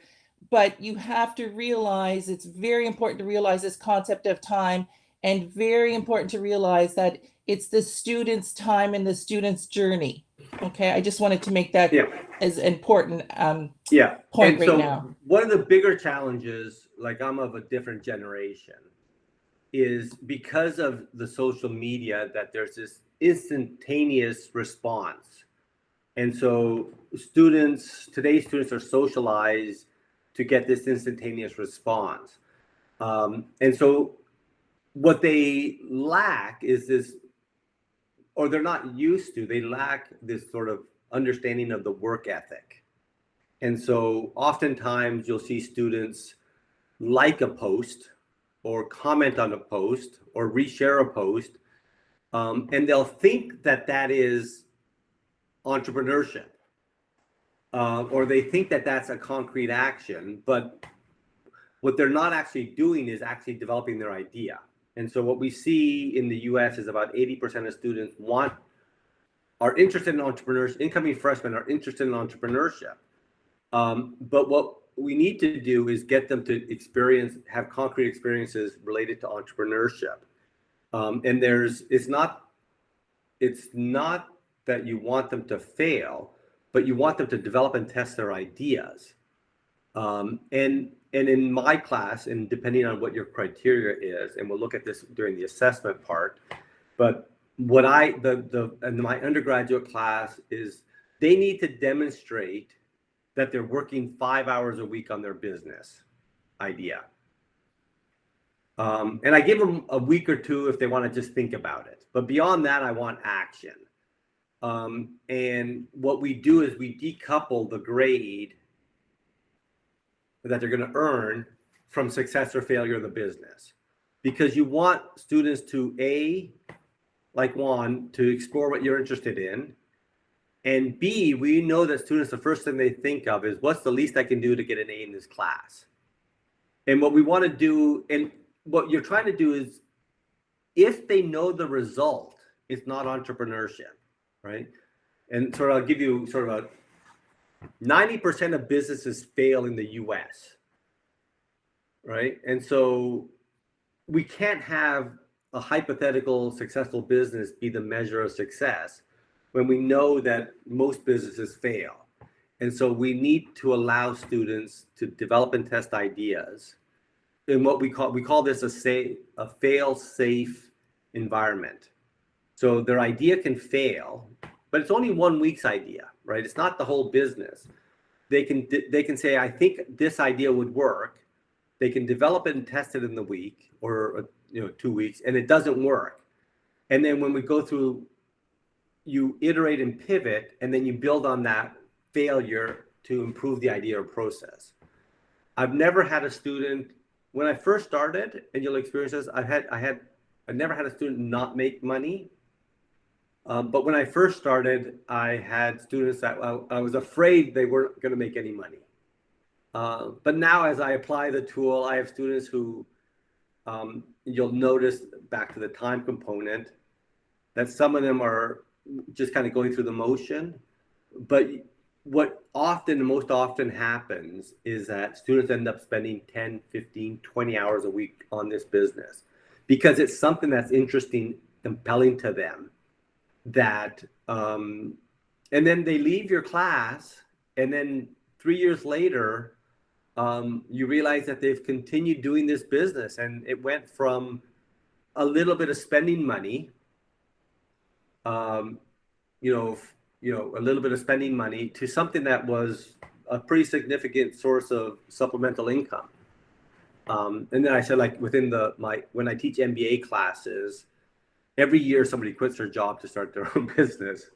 But at the undergraduate level, what you're looking for them to do is spend the time. There's no substitute for time. And my assessment is you have to demonstrate that you're spending the 5 hours. Yes, Lisa.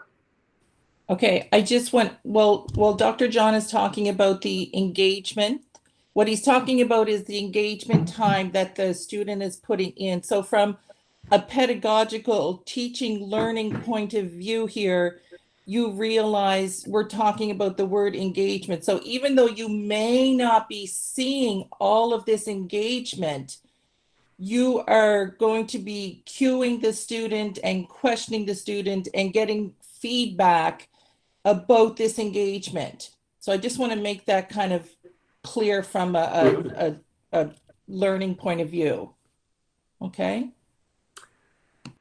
Okay, so questions, comments, thoughts?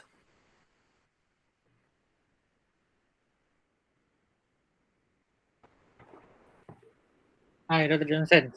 It's me again. Can this model implement for the gig economy? I missed the economic part. For what economic? Gig economy. Gig economy. Gig economy. Oh gosh, yes. Most people, in the US, over half the jobs are now part of the gig economy. And it's approaching almost 60%. And so what you're doing, back to the entrepreneurial mindset question earlier on, is you're creating this growth mindset amongst your students and allowing them to develop novel new solutions to solve problems.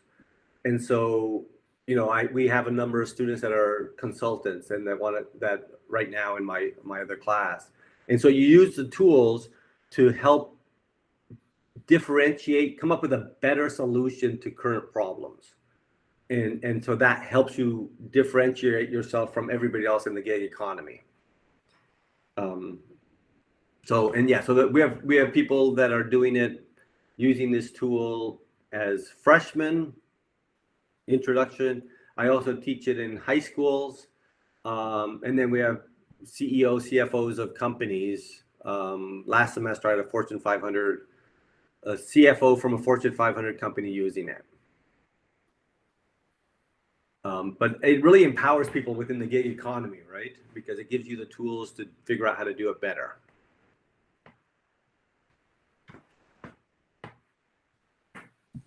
Can I just add to that as well? Yeah, go ahead. Going back to whether it's a gig economy or whatever area you want to use it, the most important part is the action. Again, from a pedagogical point of view, this DYME model is you're learning by action. So if you're acting and you're getting feedback, it allows you to move forward. So each time you go ahead, John. Yeah, no, go ahead. Yeah, you finish it and I'll jump in. So each time with that feedback, whether it's from a customer or whether it's from your professor, you're gaining those little insights to move forward, and it takes you further into where you want to go, whether that's the gig economy or where it's taking you. Yeah, and so that's sort of why we want the concrete experience, what we call a concrete experience, because we don't want a hypothetical action. We don't want a conceptual idea. We want you to test it with real customers. Because the further away you get from actually testing the idea and the more time and effort you spend building a hypothetical model, the less likely you are to actually act on it, because it identifies everything you're lacking. And the more time you think about it, the more you realize that if you look at my picture, you would have never figured that company would have won numerous awards in Canada for fastest growing company, because you would have never predicted that would have been a success. But if I'd written a business plan, it would have identified everything that I was missing to ideally start a successful business. And we know most entrepreneurs don't have a business plan, and only 1% get funding, external funding. So entrepreneurship functions outside of, they do have a plan, they just don't write a 50-page business plan, and they do have funding, they just don't go to the bank to get funding, or don't get, right now in the US, everything, what's really popular is, Shark Tank type shows where you have angel investors coming in and venture capitalists coming in. But that's not where 99.9% of entrepreneurship happens. It happens in the real world with limited resources, incomplete information. It's messy. There's uncertainty. But for the entrepreneur, it's a wonderful journey because they're creating something concrete. And in my experience, today's students really crave that. When I first, 5 years ago, when I first implemented this model, it was a capstone class. The students said to me, finally, after 4 years of university, we're actually going to test our idea.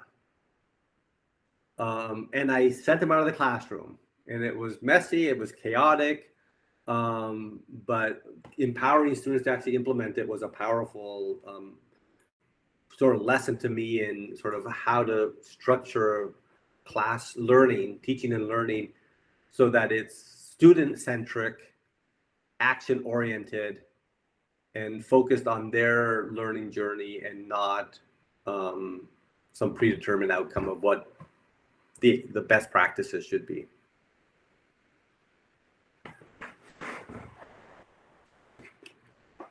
Other thoughts, questions, comments?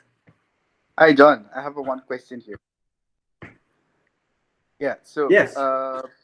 So as an academician, one of the major challenge that we are facing right now is there are one category or one group of students that actually have a mindset of fear of failure.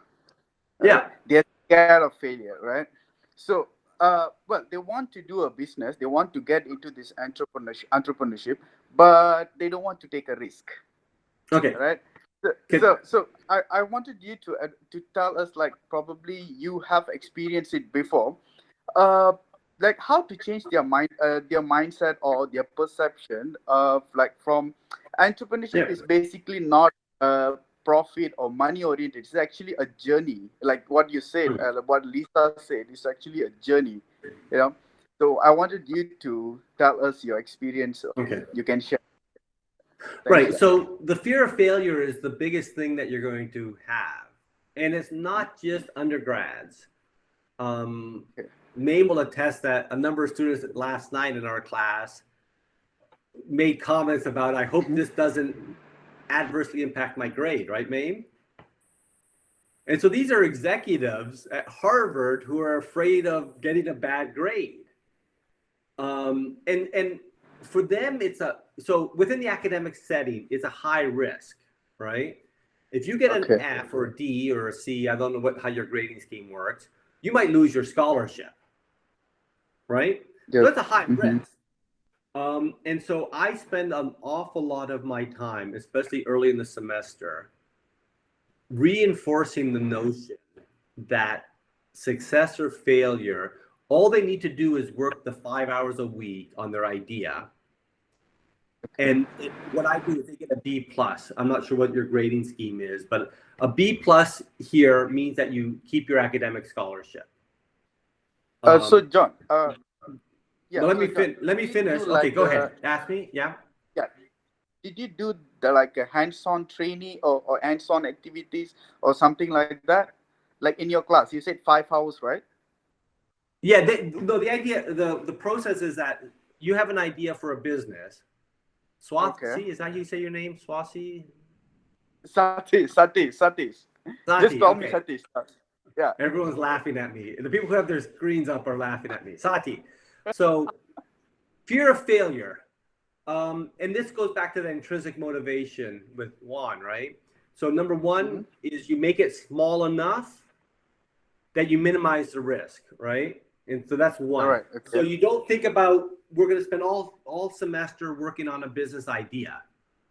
Is what can you develop and test in a week? Leave your camera back on. I like to see a human face. So yeah. Okay, now I can see your reaction. And so what can you develop and test this week related to that idea? All right. So that's one. So you've taken a big problem and made it small. All right. Number two is that you decouple the grade from success or failure. And so I spend a lot of time in the first part of the semester saying, all you have to do, I don't know if it's going to work. You pick this idea because you think it's important. You think there's a need on campus for it. You need to spend 5 hours developing it. And if you don't, if it doesn't work, that's okay. You're still going to get a good grade. And then the idea through the entrepreneurial cycle that we're going to do in 3 days, we navigate that creation of knowledge of students. And so affordable loss is the concept. Make it a risk small enough that they're willing to take that jump. And hence, this is why I give them $1 of my own money. So I'm like, if you lose it, it was just $1 and it was my money, right? And so you're minimizing the risk as much as possible so that they take the leap into the unknown. And so think of ways that they will trust you, trust the process, to take a leap into something that they really want to solve and are afraid to. And that's part of the whole facilitation that we're going to talk a lot about. And this is sort of why we don't believe in best practices, is I don't want you to copy Juan's idea. I want you to do something that is compelling to you, because you not because he succeeded at last semester, but I want you to do something that is compelling to you, that you think is a problem. And then slowly you overcome that fear of failure. You build resilience by these quick wins, or what we call fail and fail fast. So you invest $1 or 5 hours of your time. If it works, great, we build on it. If it doesn't work, it was only 5 hours of your time. You haven't invested a lot in the wrong idea, building on these wrong assumptions. You can learn from that feedback component. So through this 10-step process, they're going through it in 5 hours. And what I do is I allow them to think for the first week, because there's some students that are very afraid and they fear failure. And there's other students in your cohort who are like, wow, let me do it. And then what you do within the facilitation, remember, you learn by doing. You learn from others. So the ones that are a little more nervous, they can see and learn from successes or failures of other students, their cohort, because today's students love peer feedback, right? So learn by doing, which is the one that's difficult for a lot of students. So then there's other students in the class, so you're learning from others is the second one. And the third one, and this helps build self-confidence for those students, is learn by working together. And so through the class discussion, Sati is very nervous and very afraid of failure, right?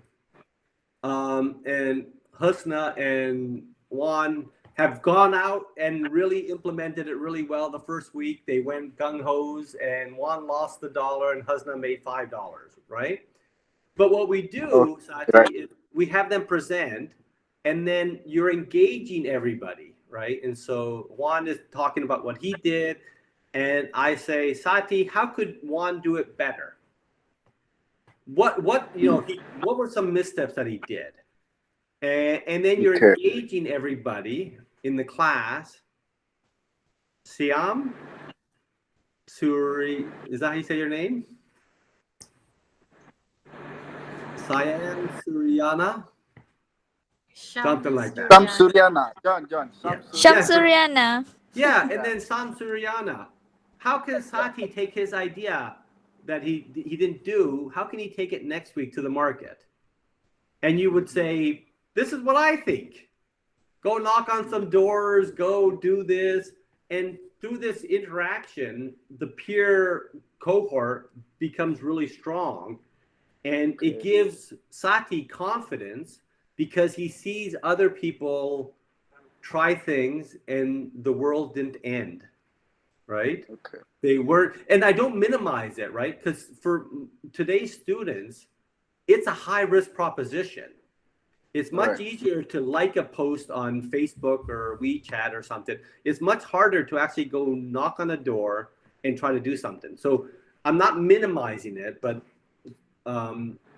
it's building confidence in them to take the risk that they really want to take. 85% of them are exploring it, which to me means they're interested in it, but they're afraid of failure. They don't know how to navigate it. They're unsure of the complexities of it. And so simplify it to it's something that they actually feel comfortable doing. And then to me, Lisa and Maine can talk about it, but to me, it's so much more rewarding. And so Maine, what's your sense of how rewarding is it? Both now you were a student before, and now you're helping me as an assistant. Yeah, I as a student, I would agree with what Professor Dobson just mentioned. It can be terrifying walking in with an idea that you think is good, and then realizing that no, this is not, it's either not the right market, it's not the right time, when you consider environmental. But when you walk in with a good idea and the class is blown away with a good idea, and then these golden nuggets get thrown over the fence, these really fantastic ideas get told to you, have you considered inviting your friends and family? Have you considered interviewing the people that you work with? Have you considered interviewing the guy that walked down the street? To get different perspectives. And here you had a great idea, and here your peers helped you even just build on that idea. And I think that helps with the confidence. As the class goes on, the group gets tight, they get really tight, and they want everyone to succeed, really. And they even start to help each other mold the idea when they hit an exercise that Professor Dobson might have, confused them. They might be confused. They'll get together and they're like, what, did we get the concept right? And should we meet with him offline? So it's okay to have all these extra conversations and groupings and getting feedback. Feedback is key, I think, in this class. And the feedback that he's specific about is not saying, oh, I like your presentation. It should be feedback that's helpful. So that's one of my jobs is, did they talk? Did they give feedback in class? Sure. Were they helpful? No. I liked your presentation. That was really great. Instead of saying, but on your third or fourth slide, I would have liked to have seen you add an interview from this person, an interview from that person. I'll stop there. But yeah. So I'm going to jump in for a second, and then I'll let Lisa comment just on one of the points. And the idea for some faculty, this is sort of the challenge, is you cannot be the sage on the stage. You cannot be the person that knows the right answer. Because in reality, you don't. Number one, I'll just tell you right now. True. Reality, you don't know if I do not know if Sati's idea is going to work or not. I might think it's the craziest idea, or I might think it's a great idea, but I really don't know if it's going to work or not. And that's the beauty of entrepreneurship. And so because if you are the sage on the stage, you destroy the learning cohort, right? And because now they look for you for the answer. All right. Juan, and then the second part is you okay. And then the second part, this is the second part that's really important. If you are the sage on the stage and say, you need to do X, Y, and Z, right? Mm-hmm. And if the student does X, Y, and Z and it doesn't work, whose fault is it, Sati? Sati's fault.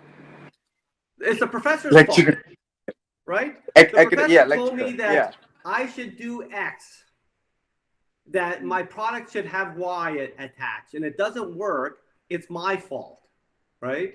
True, and so true, A, you destroy the learning cohort, and B, you really undermine intrinsic motivation, right? Because now it's my fault. And then what you want to do is you're like, well, why did you think that idea was going to work? And what can we learn from this to take it to the next level? So instead of,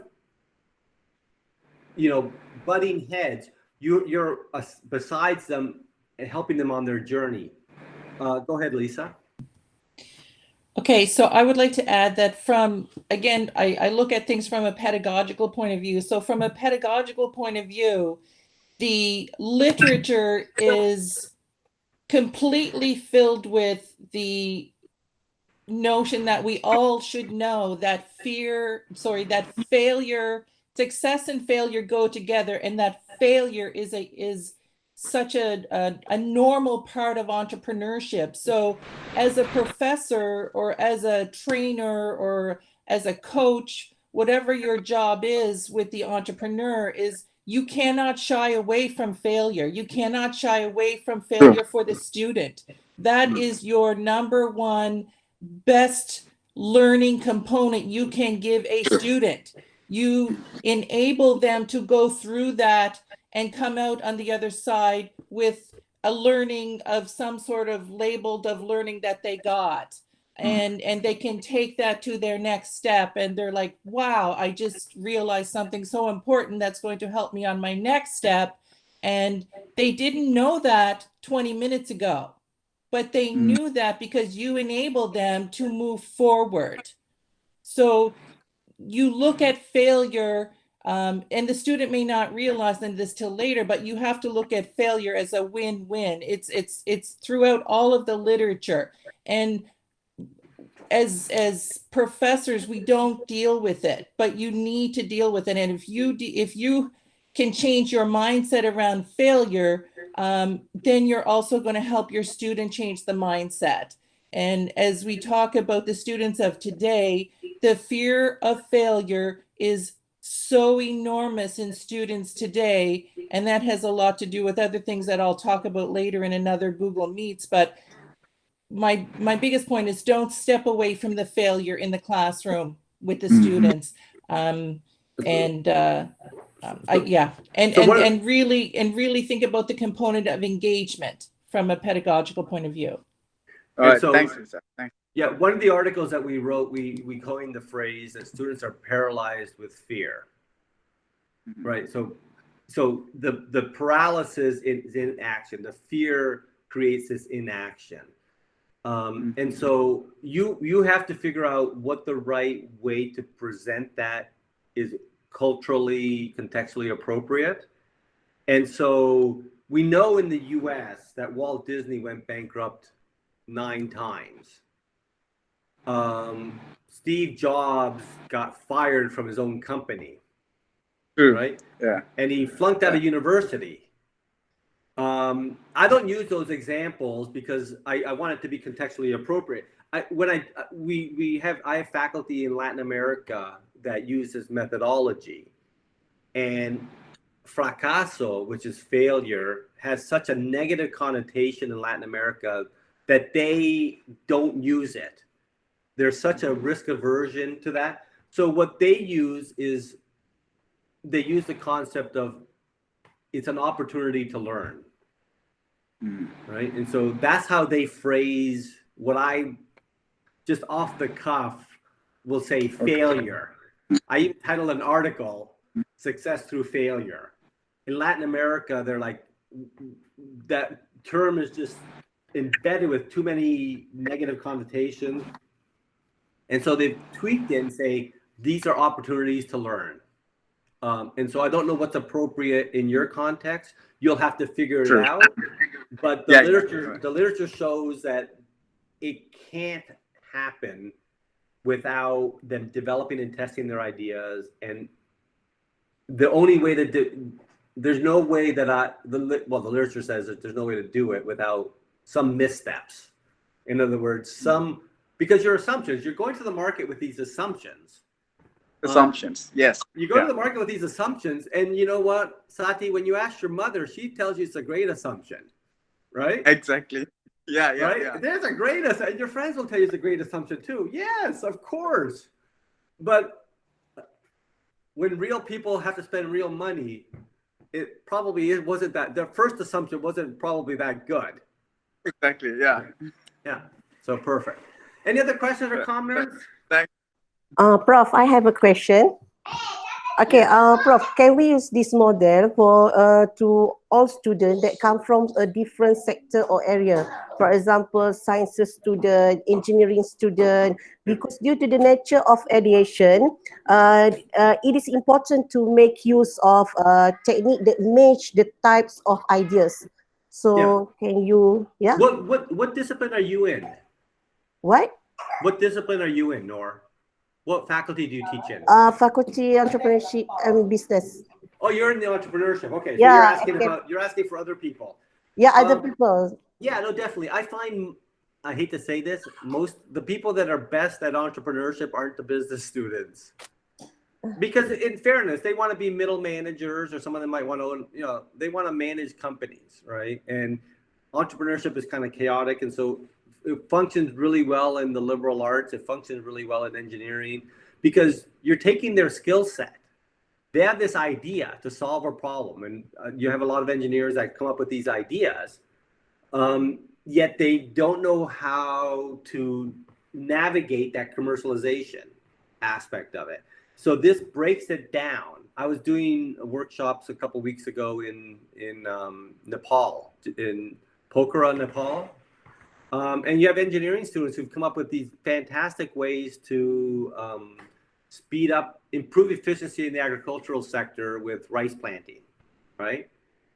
Developed this great little innovation that would do it, but had no idea how to get it, right? Oftentimes engineers will build things and then it dies there because they don't know how to take it to the next step. Other times you have social sciences students who have these ideas, but really have a hard time navigating the innovation part of it. And so each of these schools will sort of have different challenges at different stages of the process. But when you stand back and reflect on the model, it should definitely help an engineering student who's come up with some sort of innovation, also the liberal arts, the psychology, and then nothing against the business and entrepreneurship students, because they're the ones that are really interested in it, but yet other methodologies extinguish their spirit in entrepreneurship. And this one really ignites it because it starts with that little ember, that little spark. It doesn't have to be a full-fledged, fully thought out business plan. Just start with that idea and let's build from there. So yes, my hope is, because we're going to test it, right? We have, I think it was 9 different faculties here. And so we're going to see how it applies across the different faculties. I have marketing professors using it in pure marketing faculty right now in Colombia, and tourism, in the tourism department in a school in Mexico. And so the results are fairly positive so far, but the context is different. So I look forward to see how it plays out in Malaysia. Other questions or comments? So Juan, was that your son there? Yes, my son. So, excellent. Say hello. What's his name? Lukman. Lukman. Yeah. Nice. Nice. Any other thoughts or comments? Okay. So for next week, I don't think all of you have joined the Google Forms. Like, I know who signed up. I'm not going to call anybody out, but yes. You have to watch the video. And so the video presentation is of 12 students actually applying the DYME model to a real problem at work. Okay, so you're going to watch the video. It might be 3 hours. I forget how long it is. And then we're going to unpack that experience through the DYME model. So you're going to look at a real students applying the real tool to a real problem. And then we'll have a sort of a discussion of conceptually how to apply it to your context. So that's your assignment for next week. And like I told you, Husna knows who's watching the videos or not, and so we will keep tabs on you. So between now and next week, watch the tool, watch the videos, revisit the tool, and we're going to have a discussion about what you saw for the presentations. Okay? All right, John. Okay. I definitely appreciate your time. I know it's getting late. And so, yeah. So if you have any questions, we have a shared chat. Send some chats, and we'll see you next week. All right. Thanks, John. Okay, Prof. Bye-bye. Thank you. Thank you, Prof. Next week. Bye. Thank you, Prof. Thank you so much. Hey, John, see ya. See you later.